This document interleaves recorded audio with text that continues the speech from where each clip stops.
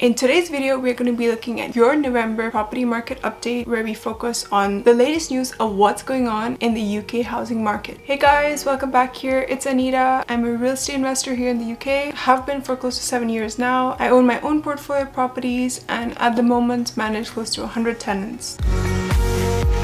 Without further ado, let's dive right in and look at what's going on in the UK housing market. So what has been going on in the UK housing market? Every day there are hundreds of articles that are published by various different sources, all predicting one thing or the other. So a lot has changed since I last spoke to you guys in October about the housing market. So first things first, mortgages. So in the last update, we saw prices rise to more than 6% for the first time since the financial crisis. But now we're starting to see prices fall, with some lenders even this week reducing their rates. And this is because despite the Bank of England raising their base rate by 0.75% this month, many lenders had actually even priced in a higher rate after the mini budget. And the good news is that the rates are only predicted to come down even further in the coming months. To give you guys some stats, currently, according to Moneyfacts, the current rates for a remortgage on a 2-year fixed are 5.09% and for a 5-year fixed are 4.89%. And for a buy-to-let, 2-year fixed is 4.39% and a 5-year fixed is 4.89%, and the rates are slightly higher for first-time buyers, with the 2-year fixed being around 5.37% and the 5-year fixed at 5.15%. This is in stark contrast to the more than 6% rates we saw just last month. So another contributing factor to the decrease in rates is the stabilization of the gilts, which, if you recall, there was a huge buyback in gilts by the government after the mini budget was announced in order to prevent the pound falling even further and to restore confidence in the UK economy. So now that confidence in the UK economy has slightly been restored, the pound has risen back up in value, and overall people have more faith in the market. Something called a swap rates, which is a value used to assess funding costs for banks and also to price mortgage rates, is also on the decline, which means that mortgage rates are likely to come down even more in the coming weeks. Fingers crossed this continues despite the 11.1% inflation we heard of just today. Further good news is that the Bank of England also predicted that it would only raise its interest rate to a max of 4.5%, which is much lower than the earlier predicted 6%. So this too has contributed to the decrease in rates. And for those of you that are interested, it's predicted that inflation will drop back down to 2% by 2026. And for those of you who are even more curious, the banks who have actually decreased their rates just this week include HSBC, Halifax, Lloyds, NatWest, and Platform, which is the lending division of the Co-op Bank. So this is great news for anyone who's looking to take out a mortgage or remortgage, and this includes the 1.8 million people who are due to remortgage next year when their fixed rate mortgages are due to come to an end. But until the rates drop even further, the current advice for anyone looking to take out a new mortgage or remortgage is to not take out a fixed mortgage just yet, and instead to stay on the variable mortgage rates instead, as the rates are predicted to go even below 4% in the coming few months. Next up, house prices. The average house prices have fallen for the first time in 2.5 years in October after more than 2 years of growth. According to Nationwide, a drop of 0.9% was seen between September to October, leaving the average house price at around 268,000. And this has partly been driven by the sudden steep rises in interest rate that we saw just last month. The reason being, the steep rates make it much more difficult for someone to be able to afford a home, and it also limits how much someone can offer for a property that they want to buy. And on top of all that, the banks have also started to be much more conscious in who they lend money to, carrying out much stricter checks and approving of a much lesser number of loans, which limits people's buying power. For those number lovers out there, the number of approvals fell from around 74,000 to around 68,000 just in September. And further news that supports the fall in house prices is data from Rightmove, which reported a 1.1% decrease in house prices just this month. And this is following a rise of 0.9% that we saw in October. However, it is also important to remember that the drop in prices that we are seeing is completely normal, as during the autumn and early winter period, sellers are eager to wrap up sales as soon as possible before Christmas and New Year's. However, what the mini budget has done is speed up this actual process so that we're seeing the drop in prices happen at a faster rate and hence a slowdown in the property market. And adding to all this, there's also been a drop in demand across the country for the 6th month in a row, down to 20% according to Rightmove, with the biggest drop in demand seen among first-time buyers, down 26% compared to last year. More figures, 7% of unsold properties also had their prices reduced last month, month, which is almost double the 4% compared to the same time last year. It's also been reported that the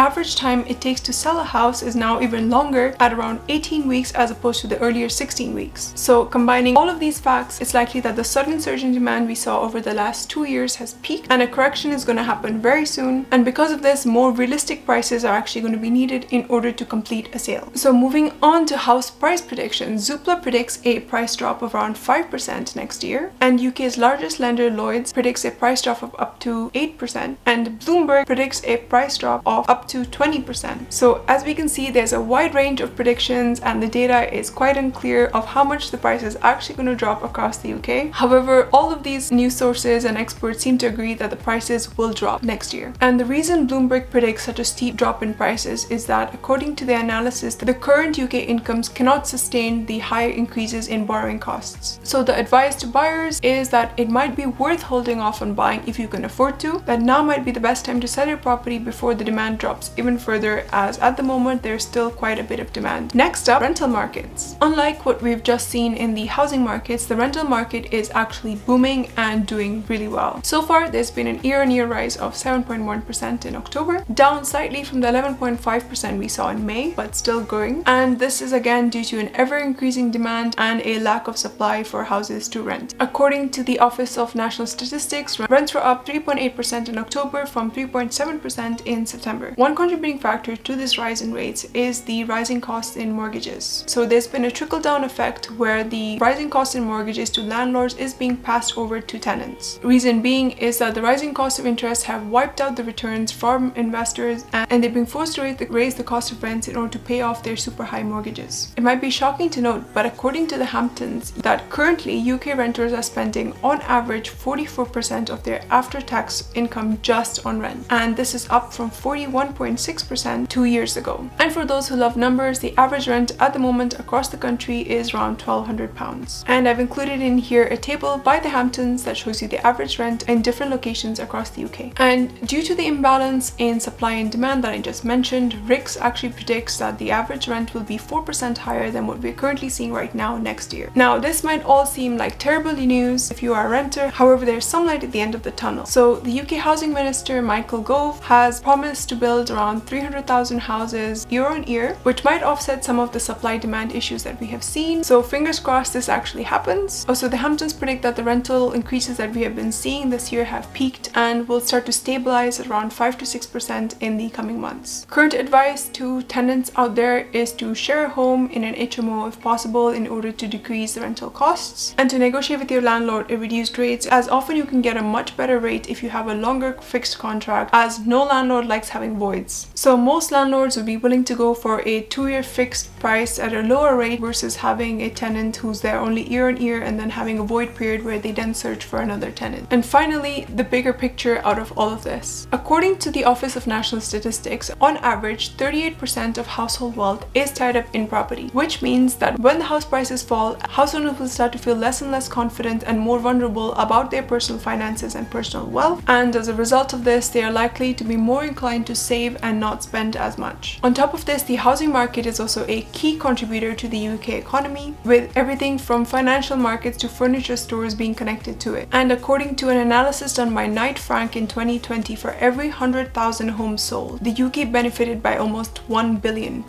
So as you can see, any drop in sales or drop in activity in the housing market will have a much broader impact on the entire UK economy. So the lack of consumer spending, the higher mortgage rates, the fall in housing prices, and the decrease in construction will all come together to contribute to the impending recession that has been predicted.